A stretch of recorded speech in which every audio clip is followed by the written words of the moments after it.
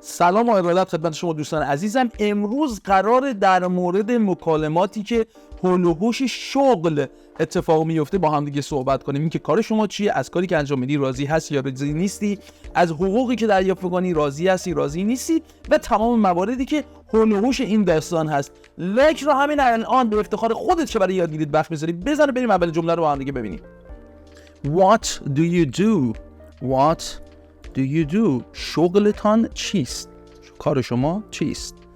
What do you do for a living? What do you do for a living?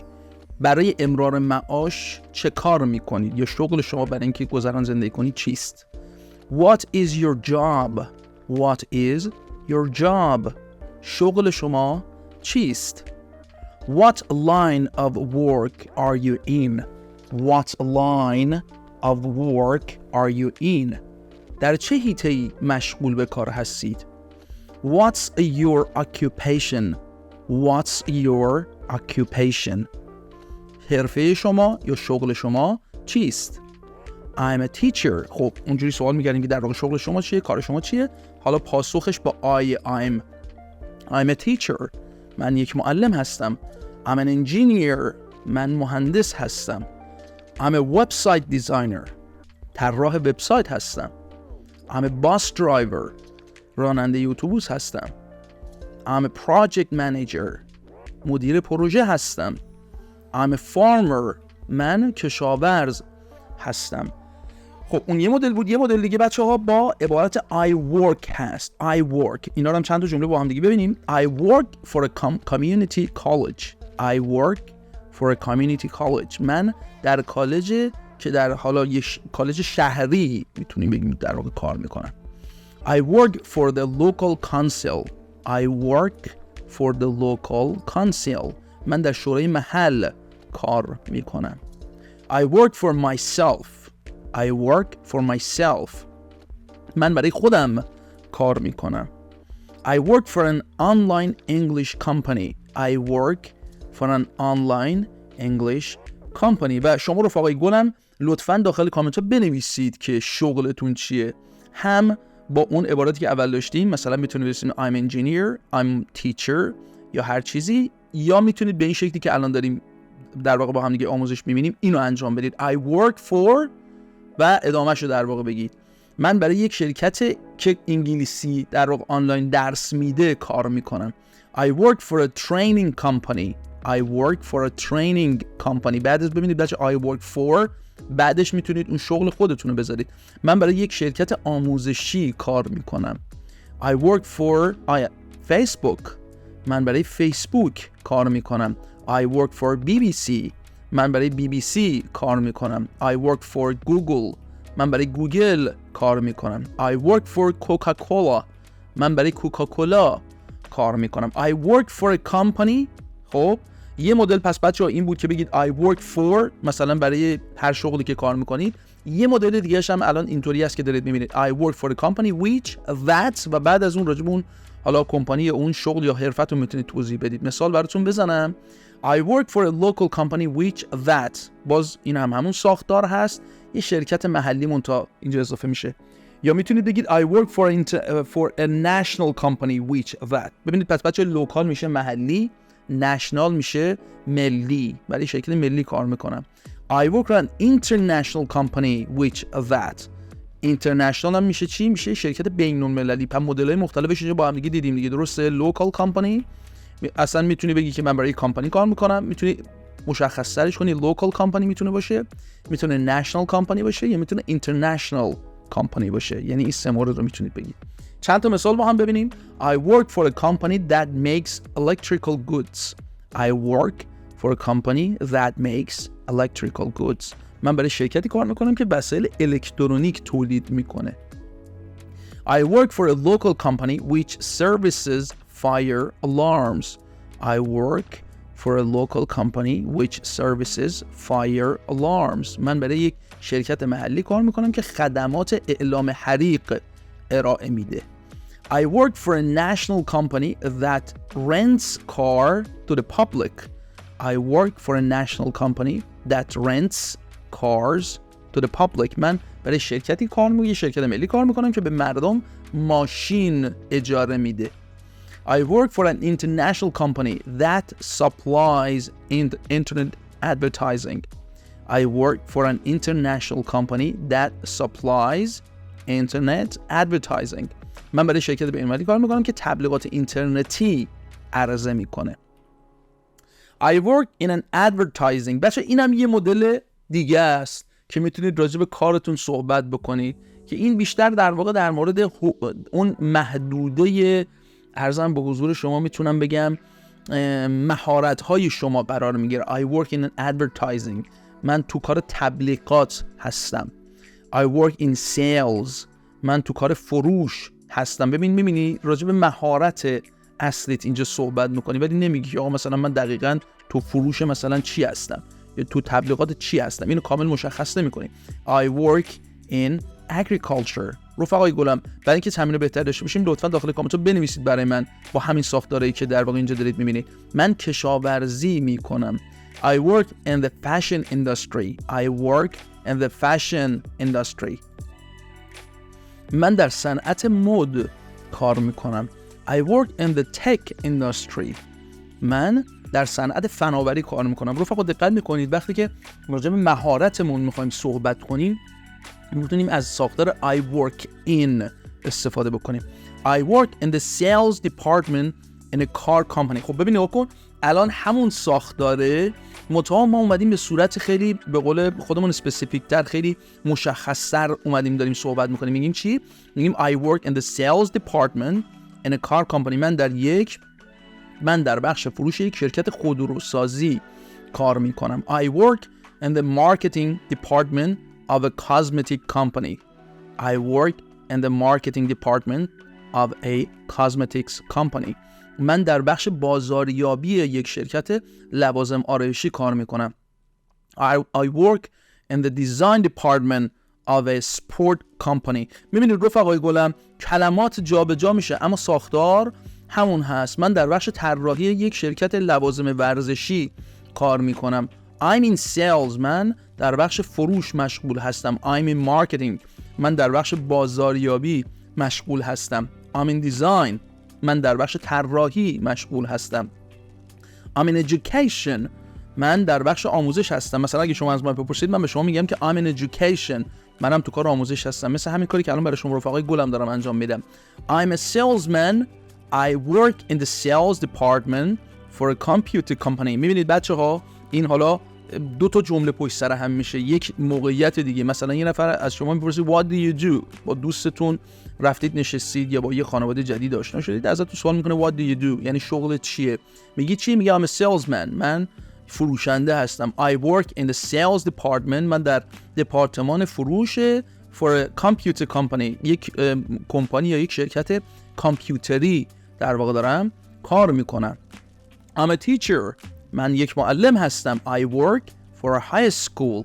من معلم هستم. من در دبیرستان کار میکنم. میبینید رفقای گلم چطوری در واقع جملات ساخته میشه. I'm a designer. I'm in the design department in an advertising company. ببین اینجوری در واقع جمله ساخته میشه. من طراح هستم. من در بخش طراحی یک شرکت تبلیغاتی کار میکنم. شما چجوری میتونید در واقع سطح زبان خودتون توسعه بدید؟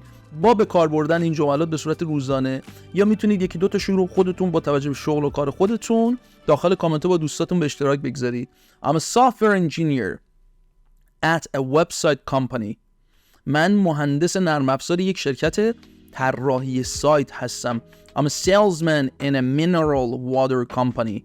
I'm a salesman in a mineral water company. من فروشنده یک شرکت آب معدنی هستم. I'm a customer support clerk at the supermarket. At the supermarket. I'm a customer support clerk at a supermarket. من کارمند خدمات به مشتریان یک سوپرمارکت هستم. I teach math in the local high school. I teach math in the local high school. من ریاضی رو در یک دبیرستان محلی تدریس میکنم. I write advertising copy for the big magazine publisher in the city. خب رفقای گلم یه اصطلاح جذاب به شما بگم که این اصطلاح مربوط به حوزه ارزم به حضور شما تبلیغات هست، حوزه مارکتینگ و بازاریابی و اینا هست. اصطلاحات کاپی بچه‌ها وقتی دارین استفاده می‌کنید با اون اصطلاحات کاپی پیست که مثلا کپی کردن و اینا با اون قاطی نکنید. کاپی بچه‌ها به اون متنی که برای یک تبلیغ نوشته می‌شود اصطلاحاً میگن کاپی. یعنی یه متنی بیاد برای مثلا یه تبلیغ یه محصولی میاد نوشته میشه، به اون متن اصطلاحاً میگن چی؟ میگن کاپی. و افرادی رو داریم که شغلشون چیه؟ کاپی رایتر هستن، یعنی نویسنده تبلیغ هستن. بعضیشون هم واقعا درآمد خیلی فوق العاده بالایی دارن به خاطر که کار بسیار بسیار تخصصی هست. یه بار دیگه بخونم جمله رو براتون. I write advertising copy for the big magazine publisher in the city. من برای بزرگترین ناشر مجله شهر مطالب تبلیغاتی می نویسم. I sell cars from the local Ford dealership and in town. I sell cars from the local Ford dealership and town. من در نمایندگی محلی شرکت فورد در شهر ماشین میفروشم. این دیگه خیلی کامل مشخص کرده چیکار داره میکنه. I cook food at the hospital. I cook food at the hospital. من در بیمارستان غذا میپزم. این هم به عنوان یک شغلی هستش. I design website. من وبسایت طراحی میکنم. I take photographs. رفقای گلم یه نکته دیگه که در واقع میخوام توجه شما رو بهش جلب کنم اینه که برای شغل‌های مختلف ما افعال مختلف دقت کنید استفاده میکنیم. مثلا برای کسی که شف هست یا آشپز هست کوک استفاده میشه. برای کسی که کار مثلا وبسایت و اینو انجام میده دیزاین ما اومدیم استفاده کردیم، طراحی انجام میده. برای کسی که تو کار عکاسی هست تیک استفاده میشه. من عکس میگیرم. I write website content. I write website content. من برای وبسایت ها تولید محتوا میکنم. I look after animals and the local animal shelter. I look after animals and the local animal shelter. من در پناهگاه حیوانات محلی اینجا از حیوانات مراقبت میکنم. اینم به هر حال یک شغلیه. I make jewelry for a small shop in town. I make jewelry بچه‌ها میشه جواهرالات for a small shop in town. من برای یه مغازه کوچیک در شهر جواهرات درست میکنم. I make card designs for a card company. I make card designs for a card company. ببینید رفقای گلم این جملاتی که اینجا برای شما دوستانم آوردم و معنای فارسی البته دارم برای شما آوردم هم به شما ساختارسازی رو تو جملات یاد میده، هم صحبت کردن راجع به شغل‌های مختلف رو به شما عزیزانم یاد میده. یعنی شما میتونید با این ساختارها به طرق مختلف صحبت کنید، مخصوصا کسایی که آیتس دارن، پی تی دارن، ارزم به حضور شما تافل دارن و نیاز دارن که حالا جملات مختلف توی ساختارشون استفاده کنن، میتونن از این عبارتی که من اینجا در تقدیمتون میکنم استفاده بکنن. استفاده خیلی خوب. I make clothes for a local boutique shop. I make clothes for a local boutique shop. من برای یک بوتیک محلی لباس میدوزم. I make furniture in a small furniture company. I make furniture in a small furniture company. من برای یک شرکت مبلمان کوچک مبلمان میسازم. I do marketing for a hair products company. I do marketing for a hair products company. من برای یک شرکت محصولات مو بازاریابی انجام میدم. خب رفقای گلم اینم با هم دیگه ببینیم. I do project management for a big construction company. I do project management for a big construction company. من مدیریت پروژه یک شرکت ساختمانی بزرگی رو بر عهده دارم. The money is great. خب رفقای گلم تا اینجا ما همش راجع به شغل و شغل‌های مختلف و اینا اومدیم صحبت کردیم. حالا طبق قولی که اول ویدیو هم بهتون دادم می‌خوایم راجع به شرایط حقوقی، شرایط کاری خودمون صحبت کنیم. مثلا آقا از حقوقم راضی هستم یا راضی نیستم، ساعت کاری که دارم انجام میدم به چه شکله، ارزم به حضور قراردادی که دارم به چه شکله و مواردی از این دست که توی صحبت‌ها و توی مکالمات کاملا مرسومه. The money is great. یعنی چی بچه‌ها؟ یعنی دستمزدش یا حقوقش عالیه. The money is pretty good. The money is pretty good. دستمزدش تقریبا خوبه، یعنی راضیم، خیلی خوب. حالا اون great نیست، یه درجه از اون پایین تره.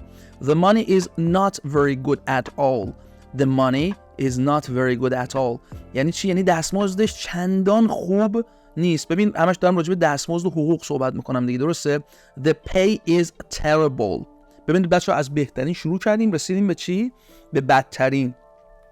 همچنین دستمزدش افتضاحه.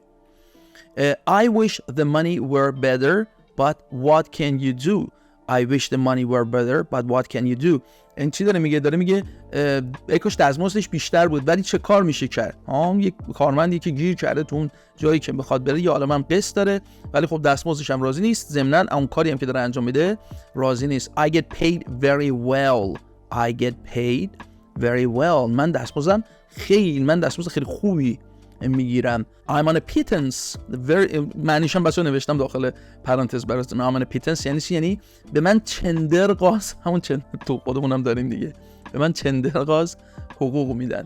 I earn a lot of money. I earn a lot of money. امیدوارم همتون این جمله رو بگید، یعنی من پول زیادی در میارم. I'm paid an average salary. I'm paid an average salary. من یه دستمزد متوسط دریافت میکنم. I work with some great people. خب ببینید بچه ها، راجع به حقوق و دستمزد و اینا صحبت کردیم. حالا میخوایم راجع به محل کارمون صحبت کنیم، راجع به همکارامون میخوایم حرف بزنیم ها. I work with some great people. من با یه افراد بسیار فوق‌العاده و بزرگ کار میکنم. I love the team I'm working in. I love the team I'm working in. من عاشق تیمی هستم که در اون کار میکنم. We are like one big family. We are like one big family. ما مثل یک خانواده بزرگ هستیم. I get on really well with all my colleagues. I get on really well with all my colleagues. من با همه همکارانم خیلی خوب کنار میام. بچه get on میشه کنار اومدن. My colleagues, co-workers are great. میشه همکار. colleagues یا co-workers هر جفتش بچه معنای همکار میده. همکارای من عالی هستن، فوق‌العاده هستن. All the people I work with are good. همه افرادی که با اونو کار میکنم خوب هستن، فوق‌العاده هستن. My co-worker aren't really cooperative. My co-workers aren't really cooperative.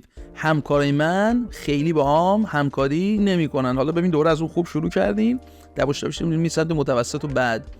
حالا در ادامه بچه‌ها میخوام از یعنی عرضم به حضور شما واژگانی رو تقدیم شما رفقای گلم بکنم که یک شغل رو میتونیم باهاش توصیف بکنیم. ببینیم بچه این واژه‌ها رو با هم دیگه. demanding معناش چی میشه؟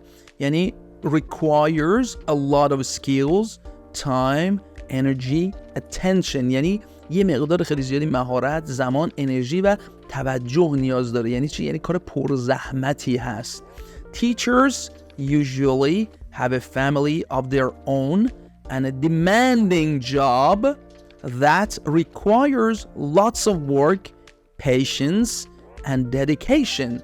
داره چی میگه؟ میگه معلم ها معمولا خانواده have a family of their own، خودشون یه خانواده ای دارن، and و demand یک شغل پرزحمت that requires که نیاز داره به چی؟ lots of work یه عالمه زیاده کار، patience صبر و dedication و توجه. ببین و فداکار، صبر و فداکاری زیادی نیاز داره. well paid بعدی واژه بعدی میشه when you make a lot of money in your job. وقتی که شما یه عالمه پول از شغل خودت در میاری، پر درآمد. Although Sarah is a single mother, she has a well-paid job and she can provide for her family. بچه single mother به کیا میگن؟ به خانم هایی که از همسرشون جدا شدن یا همسرشون فوت کردن و هنوز ازدواج نکردن و ضمناً سرپرست خانواده هم هستن میگن single mother. به خانمای سرپرست خانوار میگن دیگه. داره چی میگه؟ میگه although Sarah is a single mother, she has a very well-paid job. میگه اگرچه سارا یک مادر تک و تنهاست و سرپرست خانواده است، she has a well-paid job، یه شغل خیلی با درآمد خیلی خوب داره و and she can provide for her family، و اون میتونه در واقع از خانوادهش به لحاظ مالی حمایت کنه، خرج خانوادهش رو میتونه تأمین بکنه. badly paid, low paid. ببینین اون well paid داشتیم، حالا برعکسش میشه دیگه ها. badly paid, low paid یعنی چی؟ یعنی having a low salary، یعنی حقوق خیلی پایین داشتن، کم درآمد. Peter used to work a badly paid job in a restaurant until he invented an internet app and made a fortune. داره چی میگه؟ میگه Peter used to work a badly paid job. used to ساختاری هست چی بچه‌ها؟ وقتی یه کاری قبلا انجام میدیدی الان دیگه انجام نمیدی میشه از ساختار used to استفاده میکنیم. داره میگه Peter used to work.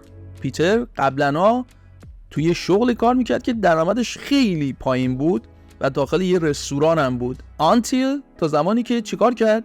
he invented اون اختراع کرد an internet app یک اپ اینترنتی رو and made a fortune و یه ثروت خیلی عجیب و غریب برای خودش رقم زد.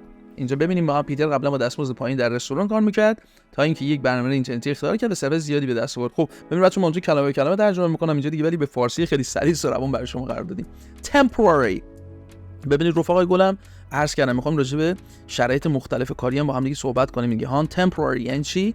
یعنی it can last from one day to several years. آن یعنی موقتی، یعنی اینجا یعنی این جمله که معنیش چی میشه بچه؟ it can last اون میتونه که یک روز تا چندین سال باشه. وقتی یه کار یه شغلی که شما دارین این از یک روز تا چند سال باشه بهش میگن temporary موقتی. The number of people waiting permanent work who are in part-time or temporary jobs has leapt 53% in 2 years. داره چی میگه؟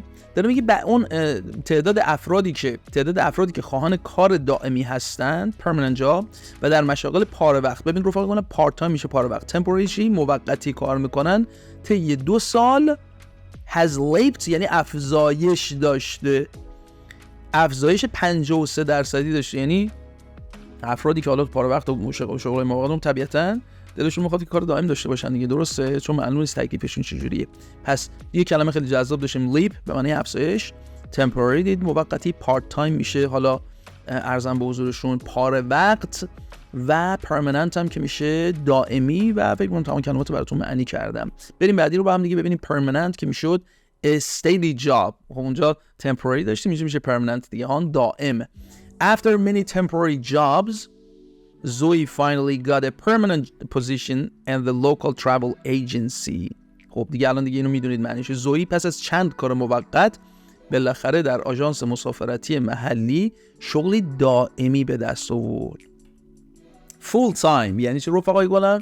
یعنی working from 35 to 44 hours per در واقع بچه per week باید باشه in a day نه per week، یعنی تمام وقت داره کار میکنه. یعنی هفته 35 تا 44 ساعت وقتی یه نفر کار بکنه میگن فول تایم داره کار میکنه. خب این چی داره میگه این جمله؟ میگه Thomas works full time for a local newspaper. داره میگه که توماس برای یک روزنامه محلی فول تایم کار میکرد. But he also has a weekend part time job. اما اون یه شغل پارت تایم هم در آخر هفته ها داشت. In a restaurant داخل یه رستوران. چرا؟ Because he wants to save money for a new car. به خاطر اینکه میخواست یه مقدار پول ذخیره کنه برای اینکه میخواست یه ماشین جدید خلاصه بخره برای خودش.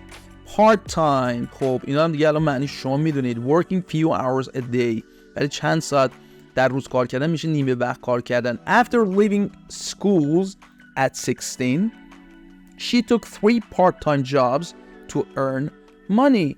بعد از اینکه خلاصه مدرسه رفتن رو در سن 16 سالگی کنار گذاشت she took اون 3 تا شغل پارت تایم در واقع برای خودش دست و پا کرد تا بتونه کسب درآمد بکنه. stressful خب ببین راجع به شرایط قراردادی کارا صحبت کردیم، حالا راجع به محیط کار میخوام بچه‌ها با هم دیگه حرف بزنیم. امیدوارم که تا اینجا یه ویدیو لذت برده باشین و لطفاً با این کلمات عبارتی که تقدیم شما رفقا گل میشه حتما تو کامنت جملاتی بسازید که بقیه هم بتونن از شماها یاد بگیرن. stressful یعنی چی؟ یعنی includes lots of stress meaning long hours at work, short deadlines, etc. یعنی یک عالمه استرس سر شغله، به معنای اینکه یه عالمه ساعت طولانی کار داره، بعد همش در واقع ددلاینایی داره که خیلی کوتاهه و تون باید اینا رو خلاصه کاراشو انجام بده. تنش‌زا، استرس‌زا. It must be stressful working for the police.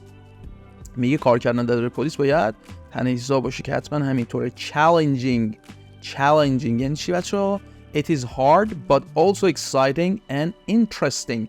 کاری که بچه سخته اما اصولا شما از انجام دادنش لذت میبرید و هیجان زده میشید و برای شما جالبه، میشه چالنجینگ. مثل کاری که بچه من دارم الان انجام میدم، ضبط کردن این ویدیو، درست کردن تمام این اسلایدها واقعا چالنجینگه، اما به عشق شما رفقای گلم و من هم خیلی هیجان زده هستم موقعی که اینا رو درست میکنم. همین کار برای من خیلی جذابه، مخصوصا وقتی که لایک و کامنت شما دوستان گلم میبینن. چالش برانگیز. Being a tourist guide is a challenging job. میگه اگه شما راهنمای در واقع توریستی بخوای باشی خیلی کار ارزان به حضورم چالش برانگیزیه. But it will enable you to develop your skills and get work experience. در اینکه راهنمای گردشگری بودن شغل چالش برانگیزی است، اما به شما کمک میکنه. But it will help you, it will enable you. اما به شما کمک میکنه، شما رو قادر میسازد to develop, برای اینکه بتونید توسعه بدید your skills، مهارت‌های خودتون رو and get work experience و چیکار کنید؟ تجربه کاری به دست بیارید. Interesting میتونه در مورد شغل باشه، جالب. It is amusing and stimulating for you. خیلی جذاب و باحال، خلاصه برای شما جالب این کاری که دارید انجام میدید، مثل این کاری که من الان دارم انجام میدم. برای من واقعا خیلی interesting و amusing هست این کار. I'd like to be an astronaut. داره میگی من دوست دارم که یک فضانورد بشم. آسترونات بچه‌ها میشه فضانورد. Not only it's an interesting job but also well paid. نه تنها بچه این ساختار هم اینجا یاد بگیرید، not only but also یک ساختاره نه تنها خیلی جذابه بلکه حقوق خوبی هم داره. ببین رفقا گلم چقدر جذاب. اینجا همین کلمه well paid رو داریم، همین interesting رو داریم، همین شغل فضانورد رو شما اینجا یاد گرفتید. astronaut. rewarding میشه چی؟ it makes you feel pleased and satisfied. یعنی چی؟ یعنی پر اجر یا خیلی ارزم به حضور شما پرپاداش، یا ارزم به حضور شما خیلی خیلی برای شما جذابه. it makes feel you pleased. خیلی شما احساس لذت میکنید وقتی این کار انجام میدید and satisfied، احساس رضایت درونی دارید. doctor's job، شغل دکترا must be rewarding، باید خیلی پر اجر و خیلی رضایت بخش باشه. because of all the people، به خاطر همه مردمی که they heal، که اونا خوبشون میکنن and the lives they save، و به خاطر جونهایی که نجات میدن. شغل پزشکان به خاطر مداوای اونا، همه اون افراد جانهایی که نجات میدن باید بسیار پر اجر و بسیار رضایت بخش باشه. repetitive یعنی چی؟ یعنی doing the same thing over and over again at work. یعنی یه کاری رو دوباره انجام بدی، تکراری، مثل کاری دفتری. Most of the work we do at the post office is repetitive. میگه بیشتر کاری که ما در پست آفیس انجام میدیم repetitive هست، خیلی تکراریه. separating mail and reorganizing it. میدونی جدا کردن نامه ها و دوباره قرار دادن اونها در یک نظم مشخص. اغلب کاری که داریم انجام میدیم تکراری، یعنی جدا کردن نامه و در که دوباره اونها. dead end یعنی چی؟ when you will hardly ever get promoted or get a higher salary. داره میگه زمانی که شما خیلی سخت مثلا به لحاظ شغلی پیشرفت میکنی یا خیلی سخت حقوق بالاتر میگیری، جایگاه بالاتر میگیری. بچه get promoted یعنی جایگاه بالاتر به دست آوردن توی شغلی. higher salary هم که میشه حقوق بدون پیشرفت. work in a call center is totally horrible. داره میگه کار کردن در یک مرکز تماس به شدت وحشتناک. It's a dead end job. ببینید بچه یکی دیگه از معنی که این معنی که dead end میده بچه بنبست هم معنی میده. خب تو این زمانی که در مورد شغل دارید شما صحبت میکنید معناش همین در واقع میشه بحثی که الان با هم دیگه داشتیم، یعنی کار خیلی بدون پیشرفت و سخت که حقوقش هم پیشرفت نمیکنی، هیچ مدل پیشرفت نمیکنی. It's a dead end job where you get paid very little and doesn't offer much when it comes to advancement opportunities. خیلی کلمات جذابی داریم. داره میگه it's a dead end job، یک کار بسیار بدون پیشرفته. where you get paid very little، که شما خیلی مقدار کمی دریافتی خواهید داشت and doesn't offer much، و خیلی پیشنهادی برای شما نداره که when it comes to advancement، زمانی که بحث پیشرفت و اپورتونتی و شرایط جدید باشه. میگه که میگه کار در مخابرات کاملا وحشتناکه شغلی بدون پیشرفتی که در آن دستمزد بسیار کمی میگیرید و فرصت ترقی چندانی نیز پیش روی شما قرار نمیگیره. من اونجوری کلمه که اینجا فارسیه خیلی را خوب. tedious بچه‌ها معناش میشه خیلی زشت و خیلی عرضم به حضور شما خیلی بد و خیلی اصلا ازش لذت نمیبرید. boring and frustrating بچه‌ها boring میشه کسل، frustrating یعنی کاری که خیلی شما از انجام دادنش لذت نمیبرید و اصلا خیلی بده، یعنی کسل کننده است. filling papers at the office as a tedious job. filling papers at the office as a tedious job. داره میگه بایگانی اوراق در دفتر کار خیلی کاره خسته کننده ایه. soul destroying ببینید ما از اون بهترینش داشتیم، یه soul destroying دیگه از همه بدتره. so boring that it makes you very unhappy. انقدر کسل کننده است که تو رو کاملا ناشاد و غیر خوشحال میکنه. سوهان روح soul destroying میشه سوهان روح. repetitive work can become soul destroying after a while. انجام دادن کارهای تکراری بعد از مدتی میتونه سوهان روح آدمو بشه. high flying معنیش چی میشه؟ very well paid and offers lots of opportunities for promotion. برعکس بچه اون ارزم به حضور dead end میشه ها. میتونیم بگیم high flying دقیقاً اپوزیت یا در تضاد با dead end بود که با هم دیگه دیدیم. پرسود. After Derek graduated from college, he got a high-flying job at a stockbroker. داره میگه که بعد از اینکه درک بعد اینکه فارغ التحصیل شد از کالج شغل بسیار پرسودی رو به عنوان دلال سهام پیدا کرد. Varied یعنی چی؟ Dealing with a variety of tasks and people. متنوع. معنی کنم بچه این جمله رو براتون. dealing with یعنی با with a variety of tasks and people یعنی با وظایف و آدمای مختلفی شما ارتباط خواهید داشت. working at a Wembley Stadium performing so many different tasks and meeting all kind of people. Megan thought her job was varied but stressful at times. داره میگه کار کردن در استادیوم ومبلی اجرا کردن این نیازمند نیست که شما یه سری عالمه کارهای متفاوت در واقع اجرا بکنید و یه عالمه آدمای مختلف رو ببینید. و مگان با خودش فکر میکرد که شغلی که من دارم خیلی متنوعه اما بعضی وقتا هم خیلی استرسفول و خیلی تنش‌زا و پر استرس هست. خب بچهای رفقای گلم، mundane بچه معنیش میشه lacking interest or excitement یعنی جذابیت نداره، هیجانی درش نداره، یک نواخت. mundane بچه ها بریم با هم دیگه جمله شو ببینیم. she hates her job اون از شغلش متنفره because she is asked to do mundane tasks every day به خاطر اینکه ازش خواسته میشد که کارهای یک نواخت هر روز انجام بده و این اصلا در واقع لذت بخش نیست. امیدوارم که بچه تا اینجا ویدیو لذت برده باشید و کیف کرده باشین. ببینیم بچه ادامه‌شو با هم دیگه. حالا باز داره در مورد در واقع شرایط کاری داره صحبت میشه دیگه ها. حالا شرایط پرداخت و چه میدونم کار اینا رو همه رو با هم قاطی کردیم و چند تا مثال براتون آوردیم. The money is great but it is a lot of pressure. حقوقش خوبه اما فشار کاریش خیلی زیاده.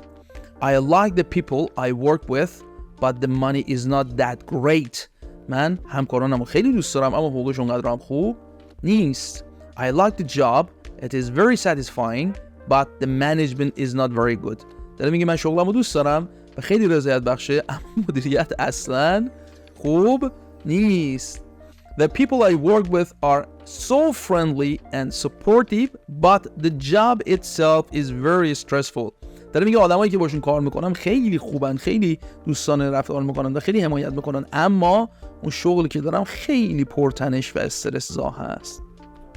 ببینید رفقا اون صحبتایی که داشتیم راجع به شرایط کاری، راجع به همکار، راجع به حقوق توی جملات مختلف با هم دیگه ترکیب کردیم برای اینکه شما ببینید که این ساختارسازی به چه شکل انجام میشه. I feel like it's a bit of a dead end job at times but it can be a lot of fun.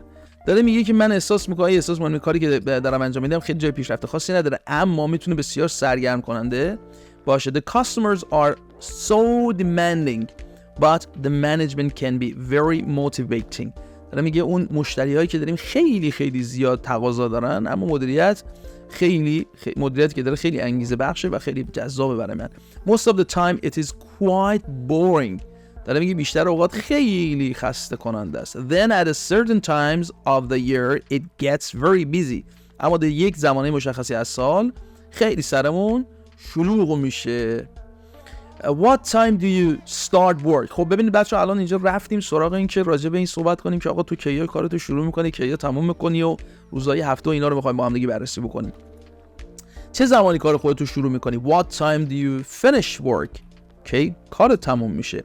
When do you stop work؟ یا چه زمانی کارت رو تموم می‌کنی. What time do you get off work؟ ببینید بچه‌ها راجع به تموم شدن کار چند تا اصطلاح اینجا با هم دیگه داشتیم. کار چه ساعتی تموم میشه. What time do you get off؟ چه ساعتی کار تموم میشه. I start work at 9. اینجا بچه معمولا تو خارج از کشور کار ساعت 9 شروع میشه. من ساعت 9 کارم رو شروع میکنم.